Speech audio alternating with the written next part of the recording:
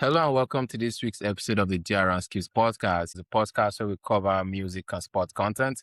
As of for today, we're going to be touching up on the World Cup and some more entertainment topics. So let's go, tap in. So quickly on the World Cup though, JR, let's start with the Germany-Cote d'Ivoire game. I do think Undav had a very good performance, and it's fair to say maybe he should be replacing Kai Havertz in the Germany starting 11. What are you saying? Sometimes I think we're quick to jump into conclusions. I'm not trying to take anything away from Undav's performance. Coming off the bench and scoring both the equalizing and the winning goal is no small feat. But I think sometimes things like that they work hand in hand. Like Havertz came in, did the job of tiring out the defense, making run by troubling them from the onset. Then Undav was able to come and take advantage of some of the hard work he did. There's nothing to certify or say that once the reverse is the case. I mean, Undav starting will probably hit the ground running. But at this point, it's going to be unfair to say he has not made a good enough case for him starting. So yeah, I think it's a bit of both, right? What do you think? Yeah, I think I agree with your point because, the point you made about Havertz tiring out the defender, just maybe Of that's why course, you Undav agree is able now. to, The pop in. Arsenal fan, of course, you agree. Nah, I have to agree with that. And it just maybe, as you said, you start Undav and it doesn't pop off, and then you need to bring in Havertz to score the goal. But to be honest, with 3 goals so far in the World Cup, I think it's about time the Germany coach tries something different and probably reward him for his Especially now that they performance. have qualified, right? You can probably just Exactly. Give him use a the third start in the game last and give game. him a start in the last game. So still on the Germany Ivory Coast game though, I would like to touch upon Diomande. There's been so many talk about this guy, £100 million bid. But the big question is he just a raw talent or is he really worth it? What are you saying, Maji? So far, I won't say I follow him closely in his Okay. in his league, but from what I've seen at the World Cup, he's just like he's really raw at this point. Any team that is willing to make the make the decision to sign him this summer has to understand that they are signing a potentially significantly maybe talented player that might burst into the scene later in the future. But right now, they have to understand that they have to curb their enthusiasm in the sense that they have to give him room to make mistakes and grow. All that to say that he's looking kind of mid, but I think I see the question. Honestly, I've tried to follow him since Liverpool said they were interested in him, and I also heard PSG were also interested in him. So I think the guy is a baller, to be honest. But I do agree with your point in terms of him being a raw talent. I might not just be ready to deliver for the big boys. So maybe he's someone that comes in, takes a while, but eventually hits the big heights that most people expect him to reach. Okay, let's quickly switch into the Spain-Saudi game. Spain finally kick off the World Cup because it's fair to write off the first game. We see Oyarzabal, 2 goals and an assist, and then 1 goal from the wonder kid Lamine Yamal. Anything you want to touch up on the Spain game? Oh, like you said, I mean, they caught a lot of flack for being the first big quote and unquote team to, get into a goalless draw in their first game at this World Cup. So coming back and, scoring 4 goals would definitely be the right confidence booster for them. Yeah. Yamal getting the first goal and should not make us take away from the fact that Oyarzabal was running the show, right? I think he also assisted the goal for Yamal, right? So all in all, it was a confidence boosting win for the attack, especially like the Spanish team. Like everyone tips them as favorites for this World Cup. So it's about time that they kicked off. I think I agree with most of those points. So let's quickly switch to our favorite oral farmers. Brazil against Haiti, start fighting against Oh, the now when team. Cunha scores, they are oral farmers in it, Yeah, right? it just felt like I start picked fighting this though. guy's agenda. I picked this guy's agenda. Yeah, well, no cap though. 2 goals for Cunha. That was I think the first goal was proper striker finish. That's what you want to see from your number 9, and just maybe that's the end of Thiago's World Cup run. Maybe he becomes a bench player for the rest of the tournament. But do you want to touch up on the Vinicius Junior goal though?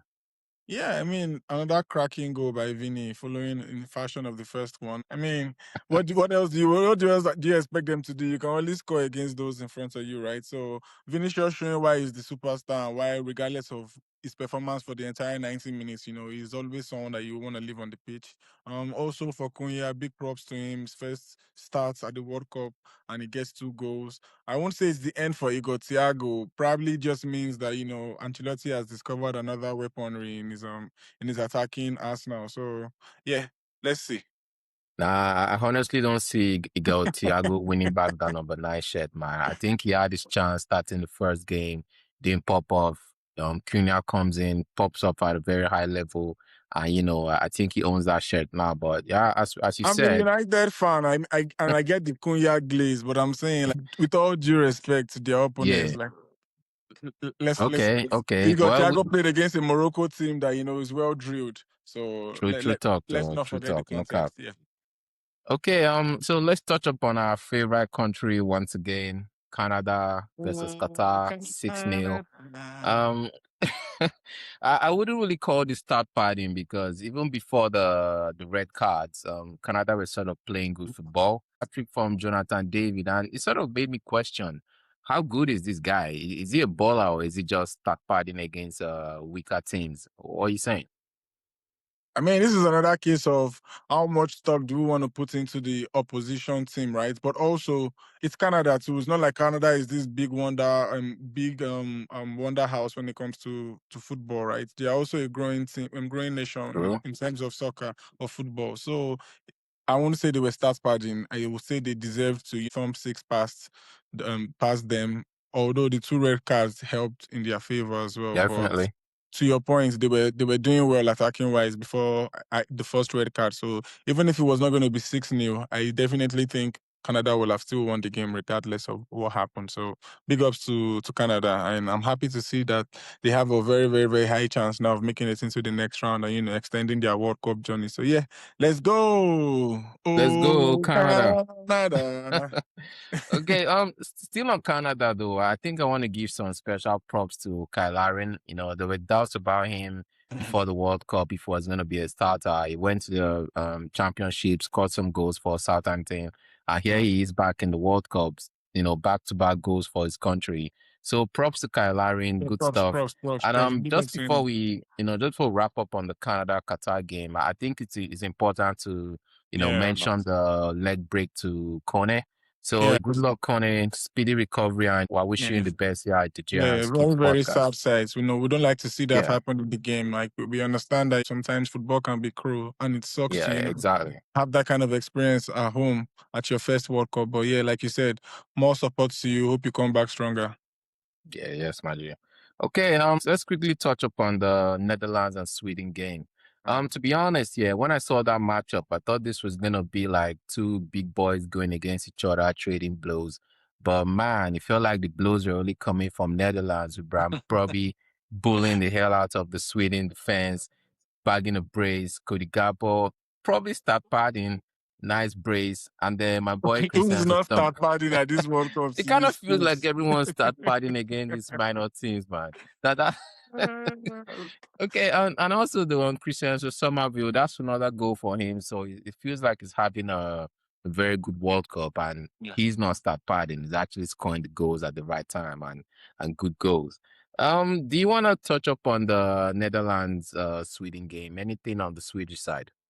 Yeah, I mean, traditionally, the Dutch are like a bigger footballing team with more history than the Swedes, right? The Swedes have Yeah. always had one or two good players year and year, like Henrik Larsens, the Zlatan Ibrahimovic's, and the rest of them, right? But traditionally, I think Netherlands have always had like the Seedorfs, the Davids, the Kluivers, the Van Nistelrooys. If on paper everybody would have expected Netherlands to at least get the win, I didn't expect them to beat them 5-1. Honestly, Yeah, I I didn't. thought the combination of Isak and maybe Gyökeres, would probably have done something, but yeah, I guess some people only thrive in teams where they, physicality from set pieces and all that. So maybe You know, some strikers need more food. But anyways, nice goal by Elanga. He basically showed his pace, got behind the Dutch defense with a nice finish. Yeah, but I think Netherlands deservingly won that tie for sure.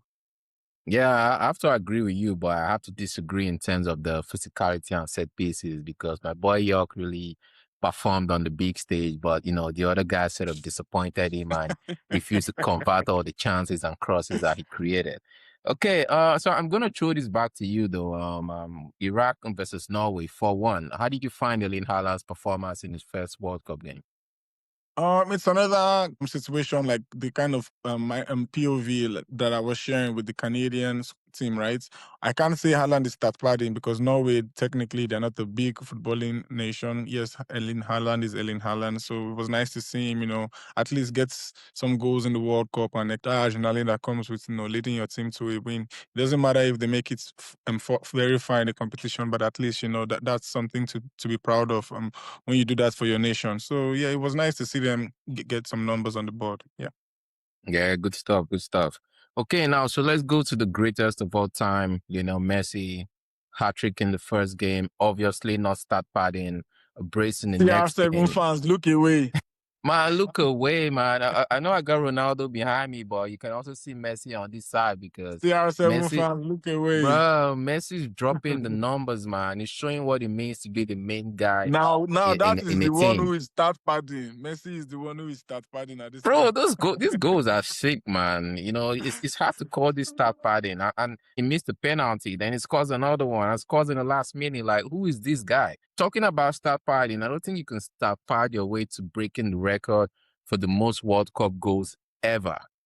So that's just what, the greatest of all time doings, man. That's good doing. So props to Lionel Messi. Just maybe you see Argentina in the final again. I hope they don't get there because that just ends the conversation probably already ended between Messi and CR7, but They are part of the teams that I tipped, for the competition. I remember yep, you were acting funny, like, oh, Argentina. I'm like, what are you saying? They're the defending champions and they have Messi, right? they are, I'm bro. They starting to actually see. are. Yeah. Okay. So in terms of just giving props to the normal guys, I think props to the United States. They played very well in the first game and, good performance in the second game. And they're actually the first team to qualify. So as a host, that's really good stuff. Hats up for them. Hats off to them. Yeah, they deserve that. Yeah. They deserve that. Absolutely. I'll give you more props though. Props to Germany.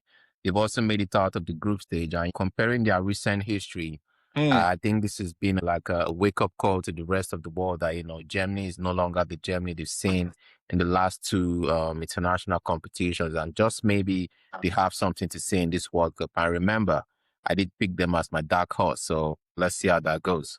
Yeah, for sure, for sure. Big ups to Germany. First time making it past the first round since since I think the 2014 FIFA World Cup, right? So, like you said, Yeah. it's been a long time coming, over a decade. So I hope they get back to competing because definitely when Germany is popping, international football is popping as well. Absolutely. All right. So that's all we have today on the World Cup review. Please remember to catch up with us next week. And you can catch us on social media on Twitter and on Instagram. It's JR_Skipps on Twitter and JR_Skipps_podcast on Instagram. Sapin.